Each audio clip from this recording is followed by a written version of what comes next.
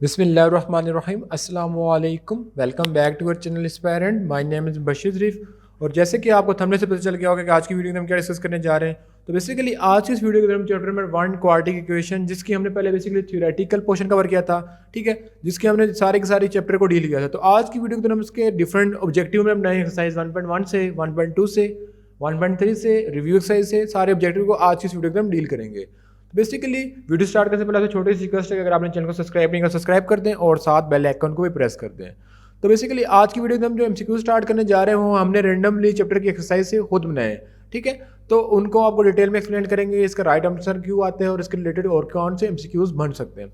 तो स्टार्ट करते हैं और आ जाते हैं एमसीक्यू नंबर 1 की तरफ।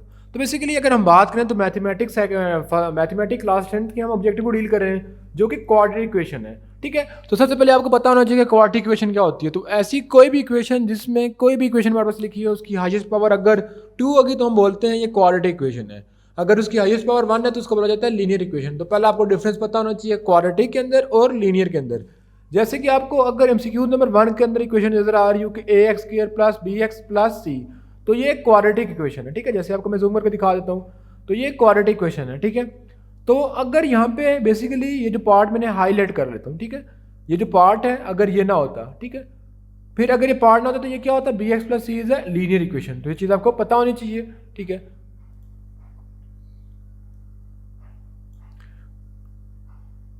तो अगर हम बात करें तो एमसीक्यू नंबर 1 के अंदर लिखा हुआ है कि हमारे पास के x² plus bx plus C will be a quadratic equation. तो इसको बेसिकली क्वाड्रेटिक इक्वेशन कब होगी, अगर b इक्वल टू 0 होगा तो क्या ये क्वाड्रेटिक रहेगी, c इज इक्वल टू 0 होगा क्या ये क्वाड्रेटिक रहेगी, ठीक है, and a is equal to मतलब कि तो बेसिकली अगर हम इक्वेशन क्वेश्चन नंबर 1 की बात करें जो हमारे पास ऑब्जेक्टिव में लिखा हुआ है, तो ये जो फॉर्म लिखी हुई है x² प्लस bx प्लस सी, तो इसको बोला जाता है basically standard form of quadratic equation, ठीक है। ये जो फॉर्म आपके सामने लिखी हुई है इसको बोला जाता है standard form of quadratic equation, standard form, ठीक है, ये जनरल फॉर्म, ठीक है। इसके अलावा एक और फॉर्म होती है जिसको बेसिकली बोला जाता है प्योर फॉर्म, ठीक है, जिसके अंदर हमारे पास यहाँ पे जो b वेरिएबल अगर वो मिसिंग होता है तो हम बोलते हैं ये प्योर फॉर्म है, ठीक है। तो इसको बोला जाता है स्टैंडर्ड फॉर्म है, ठीक है। ये चीज़ आपने ध्यान में रखनी है। तो हमारे पास लिखा हुआ है कि हमारे पास इक्वेशन कब क्वाड्रेटिक होगी, तो बेसिकली हमारे पास इक्वेशन तब क्वाड्रेटिक होगी जब हमारे पास अगर a is not equal to 0 होगा। अगर b इज इक्वल टू 0 हो जाएगा तब भी ये क्वाड्रेटिक होगी, इसको बोला जाएगा प्योर क्वाड्रेटिक। अगर c इज इक्वल टू 0 होगा तब भी क्वाड्रेटिक हो जाएगी, क्योंकि मैंने आपको क्वाड्रेटिक इक्वेशन की प्रॉपर्टी बताई है कि जिसमें वेरिएबल की हाईएस्ट पावर 2 होती है। तो अगर हम a is equal to 0 put कर देंगे तो बेसिकली लीनियर इक्वेशन बन जाएगी। तो जिसका राइट ऑप्शन बनता है option number C, a never equal to 0, ठीक है। उसके बाद हम नेक्स्ट एमसीक्यू से मूव करें एमसीक्यू नंबर 2 की तरफ। तो अगर हम एमसीक्यू नंबर 2 की तरफ फोकस करें तो लिखा हुआ है कि ax² plus bx² will be pure quadratic equation. तो प्योर क्वाड्रेटिक इक्वेशन क्या होती है, जब x जो मिड वाली वैल्यू है वो मिसिंग हो, ठीक है, यानी ax² प्लस कांस्टेंट आ जाए तो हम बोलते हैं प्योर क्वाड्रेटिक है। अगर जो फॉर्म लिखी है उसको बोला जाता है जनरल फॉर्म या स्टैंडर्ड फॉर्म। कब होगी, जब b इक्वल टू 0 हो जाएगा। तो इसका right option option number A, ये जो आपको सामने हाईलाइट किया मैंने। उसके बाद फर्दर मूव करते हैं नेक्स्ट एमसीक्यू के साथ, जिसका लिखा हुआ है कि 4x² इज इक्वल टू 7, ठीक है। अब इसका सोल्यूशन क्या होगा, तो बेसिकली यहाँ पे क्वेश्चन लिखा है कि 4x² इज इक्वल टू 7, ठीक है। तो हमारे पास यहाँ पे 4 मल्टीप्लाई हो रहा है तो जाके हो जाएगा डिवाइड, तो मेरे पास आ जाएगा x is equal to 7 divided by 4, ठीक है। तो स्क्वायर को खत्म करने के लिए क्या लेंगे, दोनों साइड अंडर रूट ले लेंगे। तो अंडर रूट की जो अपोजिट वैल्यू है तो उसको हम डाल देते हैं, प्लस एंड माइनस आ जाता है, ठीक है, और अंडर रूट आ जाएगा, ठीक है। 7 और 4 का अंडर रूट क्या आ जाएगा 2, तो जिसका राइट आंसर आता है plus minus under root 7 divided by 2। Option number हमारे पास जिसका राइट है ऑप्शन नंबर ए, ठीक है। उसके बाद हम फर्दर मूव करते हैं नेक्स्ट एमसीक्यूज की तरफ, ठीक है। तो इन एमसीक्यूज के अलावा आपने एमसीक्यूज खुद से भी ट्राई करने में पेपर में बता रहा हूँ कि इस तरह के एमसीक्यूज पेपर में आ सकते हैं, जो कि एसएलओ बेस्ड पेपर बनेगा या कोई भी सेपरेट दूसरे बोर्ड का पेपर बनेगा उसमें, ठीक है। तो अगर इसमें बात करूँ तो मेरे पास जो नेक्स्ट एमसीक्यूज लिखा हुआ है कि x² माइनस x माइनस 2 के 2 फैक्टर बनाने, हमने 2 फैक्टर कैसे बनेंगे। तो बेसिकली यहाँ पे लिखा हुआ है कि हमने कहा था कि फर्स्ट और लास्ट टर्म आपस में क्या हो जाती है मल्टीप्लाई। तो इससे पहले आपने एक्सरसाइज लाजमी कवर करनी है, यानी ऐसा टेबल देखना जिसको मल्टीप्लाई करने से -2 और प्लस माइनस करने से -1 आंसर है। तो बेसिकली वो कौन सा नंबर है हमारे पास, तो वो हमारे पास आता है बेसिकली जो है वो 1 को अगर मैं मल्टीप्लाई कर लूँ 2 से, ठीक है, 2 -1 1 आता है, 2 को मल्टीप्लाई करेंगे तो 2 आएगा। तो जिसका राइट ऑप्शन बनता है जब इसको सॉल्व करेंगे फैक्टर बनाएंगे, इसको हम डायरेक्ट कैलकुलेटर से भी कर सकते हैं। तो इंशाल्लाह एक शॉर्ट वीडियो से बनाई जाएगी, ठीक है। तो इसके फैक्टर बनते हैं x+1 एंड x-2। फिर लिखा हुआ है कि the solution set of x² plus 2x minus 2 is equal to 0। तो हम इसको किसी भी मेथड से सॉल्व कर सकते हैं, आइदर फैक्टराइजेशन, कंप्लीटिंग स्क्वायर या क्वाड्रेटिक फार्मूला। तो जिसको हमारे पास आंसर आएगा -1 ± √3। ठीक है, उसके बाद फर्दर मूव करें नेक्स्ट एमसीक्यू से, जिसका लिखा हुआ कि ax² + bx² + c become linear. अच्छा, ये इक्वेशन लिखी हुई है क्वाड्रेटिक इक्वेशन, तो ये लीनियर कब बनेगी? तो लीनियर इक्वेशन तब बनेगी जब हमारे पास ये a हो जाएगा ख़त्म, ठीक है, स्किप हो जाएगा। तो a ख़त्म कब होगा? जब a = 0 पुट कर लेंगे। तो जिसका राइट ऑप्शन बनता है ऑप्शन नंबर 6। तो अगर आपको समझ आ रही है तो अपने कमेंट सेक्शन में लाजमी अपनी राय से हमें आगाह करना है। ठीक है, उसके बाद अगर हम नेक्स्ट क्वेश्चन की तरफ मूव करें तो हमारे पास लिखा हुआ है कि 5x² = 3। अब इसको हम सॉल्व कैसे करेंगे? तो मेरे पास लिखा हुआ 5x² = 3। अब x की पावर 2 है तो हमारे पास 2 आंसर आ जाएंगे, तो -30। जब इसको दूसरा लेंगे तो -30 आ जाएगा। ठीक है, अब इन दोनों में 5x कॉमन आ जाएगा। ठीक है, तो मेरे पास आ जाएगा x - 6। ठीक है, अब इक्वल टू किसकी क्या वैल्यू पड़ी हुई है? 0। जब 0 पड़ी हुई तो एक बार पुट करेंगे कि 5x = 6 0, एंड एक बार पुट करेंगे x - 6 = 0। ठीक है, तो अगर यहाँ से मैं वैल्यू निकालूँ तो यहाँ से क्या आंसर आ रहा है इसका? 0, और यहाँ से क्या आ जाएगा? +6। तो जिसका आंसर आता है 0 और 6। तो जिसका राइट आंसर है आंसर नंबर 2, 0 और 6। तो आई होप सो कि ये चीज़ भी आपको समझ आ गई होगी। उसके बाद हम इसको रेस कर लेते हैं और फर्दर नेक्स्ट एमसीक्यू की तरफ मूव करते हैं। ठीक है, तो अगर हम नेक्स्ट एमसीक्यू की तरफ मूव करें तो उसमें लिखा हुआ कि सोल्यूशन सेट ऑफ 5x² - 125। अब इसका सोल्यूशन सेट क्या होगा? ±5। ये चीज़ आपको समझ आ गई होगी। तो बेसिकली ये थे एक्सरसाइज 1.1 के एमसीक्यूज। ठीक है, उसके बाद हम मूव करते हैं नेक्स्ट एक्सरसाइज की तरफ। तो अगर हम एक्सरसाइज नंबर 1.2 की तरफ आ जाए तो उसके अंदर भी बेसिकली एक्सरसाइज 1.2 के अंदर हमने क्या पढ़ा था? Quadratic equation. तो basically chapter number 1 quadratic equation exercise 1.2 objective in detail by sir Mubashir Risti. ठीक है, तो अगर हम देखें तो हमारे पास एक्सरसाइज 1.2 की तरफ आ जाए तो एक्सरसाइज 1.2 में अगर हम बात करें तो ये लिखा हुआ है कि b² minus plus minus under root b² - 4 is a quadratic formula where if, यानी ये क्वाड्रेटिक फार्मूला किस केस में अप्लाई होता है? यानी मतलब कि क्वेश्चन की स्टेटमेंट को पहले समझने की कोशिश करें। मतलब कि जो फार्मूला लगा हुआ है ये कब अप्लाई नहीं हो सकता। ठीक है, तो जब a = 0 पुट कर लेंगे तो फार्मूला अप्लाई नहीं हो सकता, तो हम कहेंगे a never be equal to 0 to use this formula। तो जिसका राइट आंसर बनता है ऑप्शन नंबर सी। ठीक है, अगर क्वेश्चन आता है कि b² - plus minus b² - 4ac / 2 है is not a quadratic formula, कब अप्लाई नहीं हो सकता? तो हम कहते हैं a = 0 के लिए। ठीक है, क्योंकि जब a = 0 पढ़ लेंगे, पुट कर लेंगे तो लेट्स सपोज अब ये फार्मूला अप्लाई होता है किसी भी क्वाड्रेटिक इक्वेशन में। तो मैं क्वाड्रेटिक इक्वेशन लिख लेता हूँ ax², ठीक है, 7 + bx, ठीक है, एंड +c। ठीक है, अब ये क्वाड्रेटिक इक्वेशन है। जब मैं a को 0 पुट करूंगा तो ये लीनियर इक्वेशन बन जाएंगे, और लीनियर इक्वेशन के अंदर हम क्वाड्रेटिक फार्मूले को यूज़ नहीं कर सकते। उसके बाद अगर हम नेक्स्ट एमसीक्यू को मूव करें तो जिसके अंदर हमारे पास लिखा हुआ है कि the quadratic formula is useful tool for solving the equation. अब क्वाड्रेटिक फार्मूला कौन से मतलब कि वैल्यू को सॉल्व करने के लिए बड़ा हेल्पफुल होता है। ठीक है, तो क्वाड्रेटिक फार्मूला को हम यूजफुल करते हैं बेसिकली फैक्टराइजेशन से, कंप्लीटिंग स्क्वायर से, या क्वाड्रेटिक फार्मूले से। तो बेसिकली तीनों मेथड के लिए यूज होता है, हम कहेंगे all of this is the correct answer.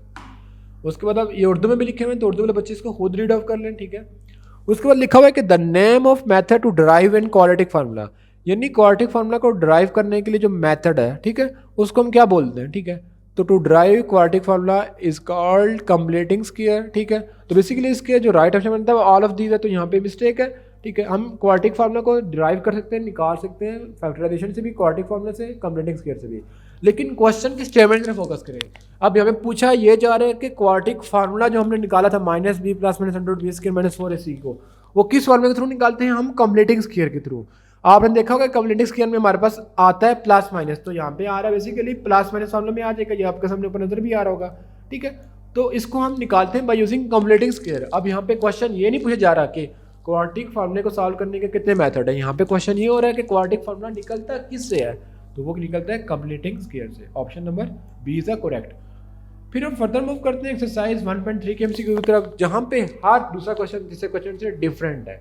तो इंशाल्लाह अगर आपने कमेंट किया तो एक्सरसाइज 1.3, 1.4, 1.2 पे कंप्लीट वीडियो बना लेंगे। 1.1 में अपनी वीडियो पहले बनाई है, लेकिन आप लोगों की सपोर्ट की ज़रूरत है। अगर आप सपोर्ट करोगे तो इंशाल्लाह मैथमेटिक्स को डील करेंगे, वरना हम जो है वो साथ साथ फर्स्ट ईयर को भी डील करते रहते हैं, सेकंड ईयर को भी डील करते रहते हैं। तो जिसके ज़्यादा कमेंट ज़्यादा आएंगे सब्सक्राइबर, हम उस जो है वो बुक को डील ज़्यादा करेंगे। ठीक है, तो बेसिकली एक्सरसाइज 1.3 की तरफ आ जाए तो एक्सरसाइज 1.3 के अगर एमसीक्यूज की बात करें तो अब x⁴ minus bx⁴ plus cx minus bx plus a, ठीक है, इज इक्वेशन। अब ये कौन सी इक्वेशन है? ठीक है, अब इसकी पावर कितनी है? 4। तो इसको बोलते हैं कि ये रेसिप्रोकल इक्वेशन है। अब रेसिप्रोकल इक्वेशन क्यों बोलते हैं? क्योंकि हम इसका रेसिप्रोकल कन्वर्ट करते हैं x⁴ को y² के को ऐड करके इसको क्वाड्रेटिक इक्वेशन में कन्वर्ट करते हैं, ठीक है। उसके बाद अगर हम मूव करें, ठीक है, जो लिखा हुआ है कि 2a⁴ यानी जब भी कोई भी नंबर हो उसकी पावर अगर कोई वेरिएबल आ जाए, वेरिएबल बोले तो x y z, मीन अगर मेरे पास आ जाए 2x, ठीक है, यानी पावर के अंदर कोई वेरिएबल आ जाए तो that is called exponential equation. तो बेसिकली कौन सी इक्वेशन है? एक्सपोनेंशियल इक्वेशन, ठीक है। उसके बाद अगर हम फर्दर मूव करें, अब रेडिकल इक्वेशन क्या होती है? जो x की पावर नेगेटिव होती है, मीन x की पावर -1 आ गया, ठीक है, उसको बोलते हैं ये रेडिकल है, ठीक है। अगर इस तरह होगी तो हम बोलते हैं एक्सपोनेंशियल है। आपको क्वाड्रेटिक इक्वेशन का तो पता है, रेसिप्रोकल इक्वेशन जो ये लिखी हुई है x⁴ प्लस ये वाली एक रेसिप्रोकल इक्वेशन है, ठीक है। उसके बाद अगर हम मूव करेंगे दैट्स दो solution set of 4x - 16 is dash. अब इसका सोल्यूशन सेट निकालना है तो बहुत ईजी है। हम क्या करेंगे कि हम यहाँ पे लिख लेता हूँ, तो मेरे पास 4 को दूसरा ले जाएंगे तो आ जाएगा x² = 4। अब x² खत्म ले लेंगे, दोनों साइड अंडर ले लूँगा तो x = +-2, तो इसको राइट आंसर आएगा +-2। तो इसको मैं हाईलाइट कर लेता हूँ, ठीक है। उसके बाद मूव करता हूँ नेक्स्ट क्वेश्चन की तरफ, जिसके अंदर लिखा हुआ है कि हमारे पास 3x और 3 - 2x, ठीक है, 3x प्लस 3 अब ये कौन सी इक्वेशन है? तो मैंने कहा था कि जब भी वेरिएबल पावर में आ जाएगा then we call it is an exponential equation, ठीक है। तो आई होप सो कि ये क्वेश्चन भी आपको समझ आ गया होगा। उसके बाद अगर मूव करें एक्सरसाइज 1.4 की तरफ, तो अगर एक्सरसाइज 1.4 की तरफ देखा जाए तो जो फर्स्ट क्वेश्चन लिखा हुआ है कि an equation involving impression of variable under dash is called radical equation. जिसके ऊपर रेडिकल इक्वेशन किसको बोलते हैं? जिसके ऊपर रेडिकल साइन होगा, ठीक है। उसके बाद अगर हम मूव करें फर्दर नेक्स्ट इक्वेशन की तरफ, तो चैप्टर नंबर अगर हम बात करें रेडिकल इक्वेशन, बेसिकली एक ऐसी इक्वेशन को बोला जाता है जब उसको हम अंडर रूट की फॉर्म में लिखता हूँ, यानी whenever we are going to write any exponential equation in under root form then we called it is radical equation. Mean अगर मेरे पास लेट्स सपोज हो, यहाँ पे मैं आपको लिख के बताता हूँ, x⁴ it is an exponential equation, power आ रही है, जब भी पावर होगी तो हम एक्सपोनेंशियल इक्वेशन बोलेंगे। लेकिन अगर यहाँ होती 1/2, ठीक है, तो ये अभी एक्सपोनेंशियल इक्वेशन है, लेकिन अगर मैं इसको अंडर रूट x लिख देता तो मेरे पास आ जाती है रेडिकल इक्वेशन। मीन अगर मैं फर्दर बात करूँ, तो अगर मैं इसको रेस करके फर्दर बात करूँ, तो मेरे पास अगर क्वेश्चन में आ रहा है कि x⁴ 3/2, तो ये हमारे पास एक्सपोनेंशियल इक्वेशन है। अब रेडिकल इक्वेशन क्या होती है? अंडर रूट की फॉर्म में, मीन x⁴, ठीक है, और ये जो 3 है वो यहाँ पे आ जाएगा, then we called it is an radical equation, ठीक है। तो बेसिकली रेडिकल इक्वेशन को आपको समझ आ गई है, जिसके अंदर रेडिकल साइन होगा। जैसे ये वाला क्वेश्चन है, ये रेडिकल इक्वेशन है, ठीक है। अगर एक्सपोनेंशियल इक्वेशन में कन्वर्ट करनी पड़ी होगी तो हम 3x + 18 की पावर 1/2 डाल देंगे। द रेडिकल इक्वेशन आपके सामने नजर भी आ रहा है कि रेडिकल इक्वेशन है, तो उसको सॉल्व करेंगे तो हमारे पास आंसर कितना आ जाएगा, ठीक है। तो हम अंडर रूट को सॉल्व करेंगे तो हमारे पास आ जाएगा 3x + 18, ठीक है, = 0। फिर हम फर्दर सॉल्व करेंगे तो 3x = 18 आ जाएगा, ठीक है। फिर हम सॉल्व करेंगे तो हमारे पास आ जाएगा x = 6। सॉरी, इसका आंसर आता है x = -6, यहाँ पे पॉजिटिव 6 मौजूद है, तो ये मिस्टेक है। उसके बाद अगर हम फर्दर मूव करें नेक्स्ट इक्वेशन की तरफ, ठीक है, तो लिखा हुआ है कि 2 रूट ऑफ रेडिकल इक्वेशन और डैश, ठीक है। अब यहाँ पे मैं इसको कोशिश करूँगा कि सॉल्व करने की कोशिश करूँगा, अगर मेरे पास जगह मिलती है तो मैं यहाँ पे सॉल्व कर लेता हूँ इसको। तो मेरे पास लिखा हुआ है कि अब इसको अंडर रूट को ख़त्म करना है, तो अंडर रूट को ख़त्म करूँगा तो मेरे पास आ जाएगा 3x plus √18 is equal to ±x, ठीक है। जब ±x आ गया तो हमारे पास आ जाएगा, जब इसको सॉल्व करेंगे तो 3x यानी 3x plus x is equal to 18 and 3x minus x is equal to 18। जब इसको फर्दर सॉल्व करेंगे तो हमारे पास कितना आ जाता है 4x इज इक्वल टू 18, तो हम सॉल्व कर लेंगे तो हमारे पास आंसर आ जाएगा, ठीक है।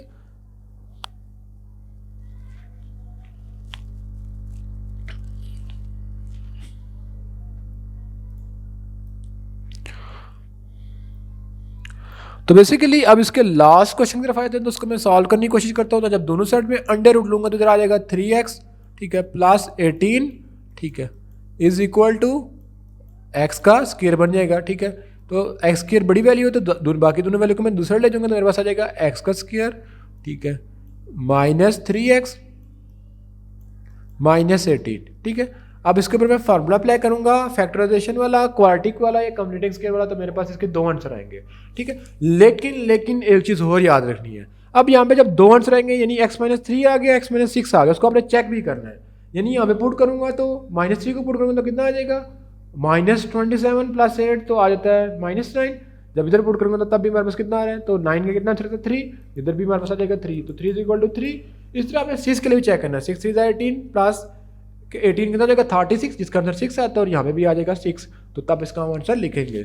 तो आई होप सो कि ये चीज़ भी आपको समझ आ गई होगी। इसके अलावा जो बेसिकली एक्सरसाइज के ऑब्जेक्टिव हैं, जो रिव्यू एक्सरसाइज के बाद ऑब्जेक्टिव आता है, उसको हम बुक के ऊपर डील करेंगे। जब वहाँ तक हम थ्योरेटिकली यानी प्रैक्टिकली क्वेश्चन करते पहुँचेंगे तो उसको हम सॉल्व करेंगे। उसके बाद हम एडिशनल कुछ क्वेश्चन थे जो इंपॉर्टेंट थे, उसको हमने लिख लिया, ठीक है। जैसे अगर बात की जाए standard form of quadratic equation, आपको बताया कि स्टैंडर्ड फॉर्म क्या होती है, जिसमें x आता है, फिर x स्क्वायर आता है, फिर x आता है, फिर कांस्टेंट आता है।